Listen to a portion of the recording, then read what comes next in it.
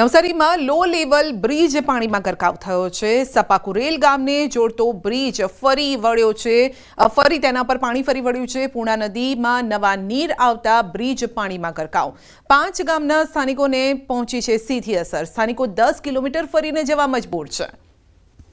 તો બ્રિજ પાણીની અંદર હોવાથી સ્થાનિક લોકોએ લાંબો ફેરો લેવો પડે છે। 10 કિલોમીટર ફરીને જવું પડે છે, કારણ કે જો અહીંયાથી જાય તો જીવ પર આફત આવે તેમ છે।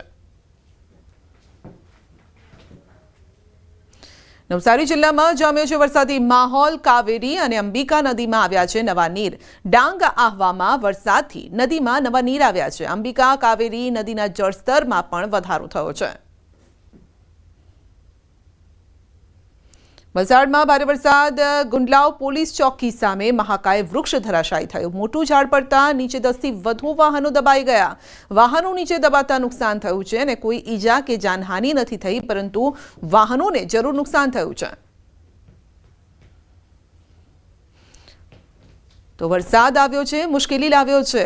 એક તરફ પાણી ભરાઈ ગયા છે કેટલાક વિસ્તારોમાં, તો ક્યાંક વૃક્ષો ધરાશાયી થયા છે ને 10 જેટલા વાહનો આ વૃક્ષની નીચે હતા, જેને નુકસાન પહોંચ્યું છે। ખેડા જિલ્લામાં મેઘરાજાની ધમાકેદાર બેટિંગ। કઠલાલમાં 2 કલાકમાં 2.5 ઇંચ વરસાદ થયો છે। વહેલી સવારથી ખાબક્યો છે વરસાદ અને ધોધમાર વરસાદ વરસી રહ્યો છે। ખેડા, માતર, વસો, મહેમદાવાદમાં વરસાદ છે। ધોધમાર વરસાદથી ખેતરો પણ જળબંબાકાર થઈ ગયા છે। વડોદરામાં વહેલી સવારથી વરસાદ। નીચાણવાળા વિસ્તારોમાં ભરાયા છે પાણી। સમાહરણી, કારેલી બાગમાં વરસાદ છે। છાણી, માંજલપુર, રાવપુરામાં પણ વરસાદ। વાડી, ભાયલી, ગોત્રી, તરસાલીમાં પણ વરસાદ છે। વડોદરાના ગ્રામ્ય વિસ્તારોમાં વરસાદ ઝમાઝમ વરસી રહ્યો છે। ભરૂચના વાલિયા પંથકમાં ધોધમાર વરસાદે સર્જી છે જળબંબાકારની સ્થિતિ। માત્ર 4 કલાકમાં 3 ઇંચ વરસાદ છે અને ધોધમાર આ વરસાદ વરસી રહ્યો છે। વરસાદ ખાબકતા ભારે જળબંબાકારની પરિસ્થિતિ સર્જાઈ। અંકલેશ્વરથી વાલિયાને જોડતો સ્ટેટ હાઈવે વરસાદના કારણે પાણીમાં ગરકાવ થયો છે। નાળાની કામગીરીના કારણે તાત્કાલિક ડાયવર્ઝન પણ અપાયું છે। પાણી ફરી વળતા વાહન ચાલકો મુશ્કેલીમાં મુકાયા છે। ઇકો કાર ધસમસતા પાણીમાં ફસાઈ ગઈ છે। જોકે કારમાં સવાર તમામ લોકોનો આબાદ બચાવ થયો છે અને હવે તંત્રના અધિકારીઓએ સ્થળ પર પહોંચી પરિસ્થિતિનું નિરીક્ષણ કર્યું છે તથા તાત્કાલિક તમામ પગલાં લેવાઈ રહ્યા છે। હાલ સ્ટેટ હાઈવે પર પાણી ફરી વળતા વાહન વ્યવહાર સ્થગિત થયો છે। ભરૂચમાં અંકલેશ્વરમાં વરસાદી વાતાવરણ વચ્ચે ટ્રાફિક જામ સર્જાયો છે। નેશનલ હાઈવે નંબર 48 પર લાંબો ટ્રાફિક જામ। વડોદરાથી સુરત તરફ જતી લેનમાં 5 કિલોમીટર લાંબો ટ્રાફિક જામ છે। ટ્રાફિક જામમાં અનેક વાહન ચાલકો અટવાઈ ગયા છે। બિસ્માર માર્ગ અને સાંકડા નાળાના પગલે ટ્રાફિક જામની સમસ્યા સર્જાઈ છે। તો જો આપ આ રસ્તા પરથી પસાર થવાનું વિચારતા હોય તો થોડી રાહ જોઈને જજો, કારણ કે અત્યારે ટ્રાફિક જામ છે। 5 કિલોમીટર લાંબો આ ટ્રાફિક છે। ખેડા જિલ્લામાં વરસાદે વધારી છે ખેડૂતોની મુશ્કેલી। ધોધમાર વરસાદથી ખેતરોમાં જળબંબાકાર। ડાંગરનો ધરુ નાખવાના સમયે ભરાયા છે પાણી। તો વરાપ ના થતા વાવણી કરવી મુશ્કેલ બની છે। 2 દિવસમાં જિલ્લામાં 4 ઇંચથી વધુ વરસાદ છે।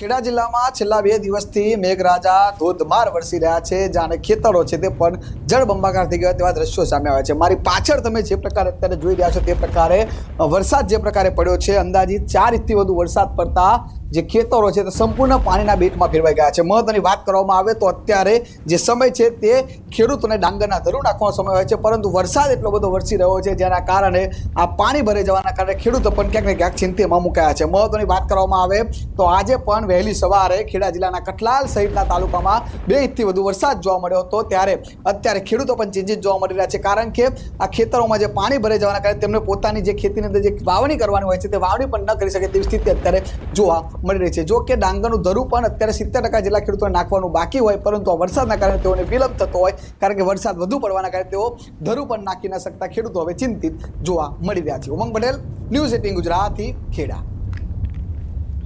સુરત જિલ્લામાં સવારથી જામ્યો છે વરસાદી માહોલ। મહુવા, બારડોલી, ઓલપાડ, માંગરોળમાં વરસાદ છે।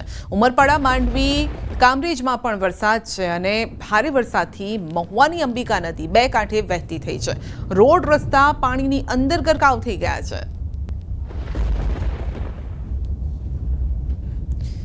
સુરતમાં પાલિકાની પ્રી મોન્સૂનની કામગીરી સામે સવાલ ઊભા થયા છે. ચોમાસું શરૂ થતાની સાથે શહેરમાં વરસાદી પાણીનો ભરાવ, નીચાણવાળા વિસ્તારોમાં વરસાદી પાણી ભરાતા લોકોને પારાવાર મુશ્કેલી. ઉત્તરાયણ પોલીસ સ્ટેશન બહાર પણ વરસાદી પાણી ભરાયા છે. ડ્રેનેજના પાણી બેક મારતા પાણી ભરાવાની પરિસ્થિતિનું નિર્માણ થયું છે. વરસાદી પાણી ભરાતા આંગણવાડીના બાળકોને રજા આપી દેવાઈ છે, તો પાણીનો યોગ્ય રીતે નિકાલ ન થતા મુશ્કેલી આવી છે. ચોમાસાની શરૂઆત થતાની સાથે જ વરસાદની ધમાકેદાર બેટિંગ થઈ છે અને જેને લઈને સુરતમાં પ્રી મોન્સૂનની કામગીરીની તંત્રની પોલ ખુલી ગઈ છે. દ્રશ્ય જોઈ શકાય છે કે સુરતનું ઉત્તરાયણ પોલીસ સ્ટેશન છે કે જ્યાં પાણી ભરાવાની સમસ્યા સામે આવી છે. ખાસ કરીને ગઈકાલે મોડી રાત્રે શરૂ થયેલા વરસાદે ધમાકેદાર બેટિંગ કરી છે. સવાર થતાં વરસાદે ચોક્કસ વિરામ લીધો છે, પણ ઠેર ઠેર પાણી ભરાયેલા જોવા મળી રહ્યા છે. ત્યારે સુરતનો કતારગામ વિસ્તાર હોય, બેર રોડ હોય, અશ્વની કુમાર હોય કે પછી ઉત્તરાયણ પોલીસ સ્ટેશન હોય, તમામ જગ્યા પર આ પાણી ભરાતા દ્રશ્યો જોવા મળ્યા છે. કેમેરામેનને કહીશ કે ફરીને પોલીસ સ્ટેશન બતાવશે, કારણ કે લોકો આ પાણી વચ્ચેથી પસાર થવા મજબૂર બન્યા છે. એક ભાઈ પસાર થઈ રહ્યા છે, આપણે સીધા એમની સાથે વાત કરીશું. મોટા, શું નામ આપનું? કલ્પેશભાઈ, પોલીસ સ્ટેશન આવ્યા હતા? હા, પોલીસ સ્ટેશન કામ હતું એટલે આટલા પાણી વચ્ચેથી પસાર? હા, બહુ પાણી છે અહીંયા તો.